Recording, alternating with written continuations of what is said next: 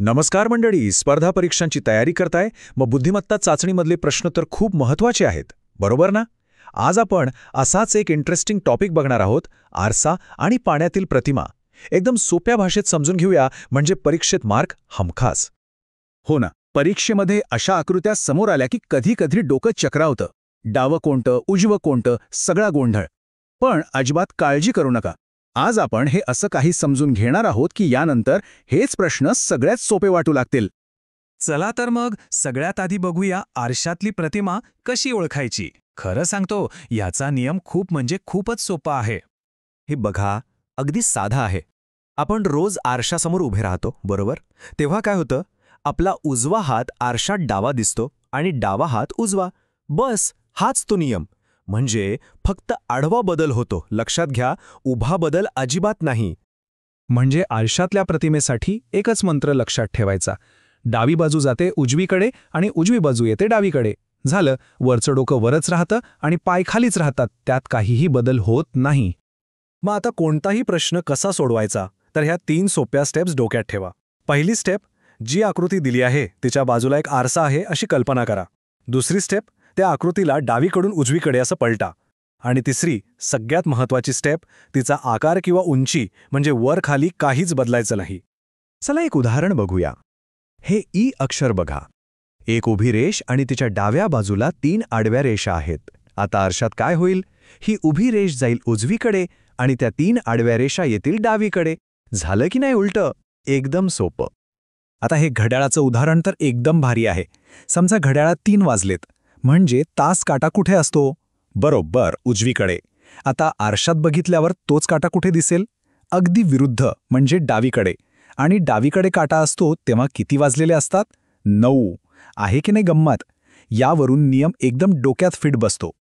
बरं, मग एकाऐवजी 2 अक्षरं असली तर? जसं की PQ.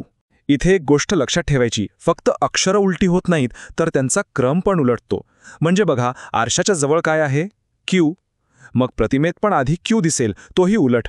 आणि मग त्याच्या मागे दिसेल उलटा P. सोपं आहे, जे जवळ ते आधी.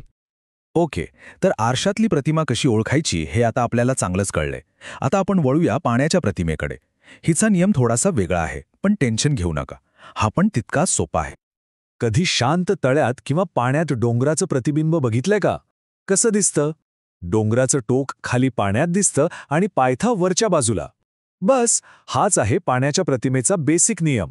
म्हणजे इथे होतो उभा बदल, व्हर्टिकल फ्लिप.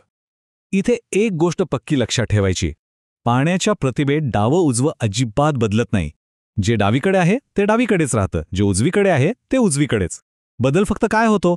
वरची बाजू खाली येते आणि खालची बाजू वर जाते. आरशाच्या अगदी उलट. मग हे प्रश्न कसे सोडवायचे? एकदम सोपं. कल्पना करा की दिलेल्या आकृतीच्या बरोबर खाली पाणी आहे. आता फक्त त्या आकृतीला वरून खाली असं उलटं करा, जसं आपण काहीतरी पालथं घालतो. डावी उजवी बाजूला हात पण लावायचा नाही. बघा, उत्तर आपोआप समोर येईल. उदाहरणार्थ हे ए अक्षर घ्या. त्याचं टोक वर आहे आणि 2 पाय खाली. आता याला पाण्यात बघितलं तर काय होईल? बरोबर, टोक खाली जाईल आणि पाय वर येतील. एकदम परफेक्ट. आणि हे तर आपण रोजच वापरतो. आपल्या मोबाईलमधला स्माइली आठवा. हसऱ्या चेहऱ्याची पाण्याची प्रतिमा म्हणजे काय?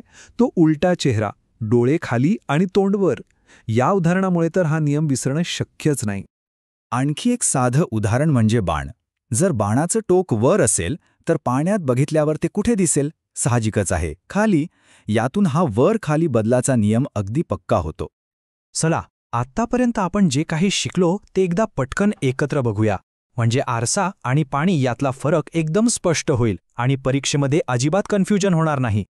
आता स्क्रीनवर जे दिसतंय ना, ते सगळ्यात महत्त्वाचं आहे. हा तक्ता म्हणजे या पूर्ण टॉपिकची मास्टर की आहे असं समजा. अगदी सोप्या शब्दात, आरसा म्हणजे डावा उजवा बदलणार आणि पाणी म्हणजे वर खाली बदलणार. बस, एवढं लक्षात ठेवलं ना की काम झालं. ठीक आहे, तर आता आपण या सगळ्या विश्लेषणाच्या शेवटाकडे आलो आहोत. आणि जाता जाता एक शेवटचा पण सगळ्यात महत्त्वाचा मुद्दा, जो परीक्षेत हमखास उपयोगी पडेल. मला माहीत आहे, परीक्षेमध्ये वेळ खूप कमी असतो आणि आपली घाई होते. पण येथेच चुकायचं नाही. प्रश्न समोर आल्यावर घाई करू नका. शांतपणे डोळ्यांसमोर ती आकृती नियमाप्रमाणे फिरवून बघा. सरावाने हे काम फक्त काही सेकंदात होईल. सगळा विषय पुन्हा एकदा एका दमात सांगायचं झाला तर आरशातील प्रतिमा म्हणजे आडवी पलटी आणि पाण्यातील प्रतिमा म्हणजे उभी पलटी. हे 2 वाक्य म्हणजे या पूर्ण चर्चेचं सार आहे. आणि जाता जाता एक विचार, जसं आपण एकाच आकृतीला आरशात आडवं आणि पाण्यात उभं बघून समजून घेतो, तसंच आपल्या आयुष्यातल्या समस्यांचं पण असतं का?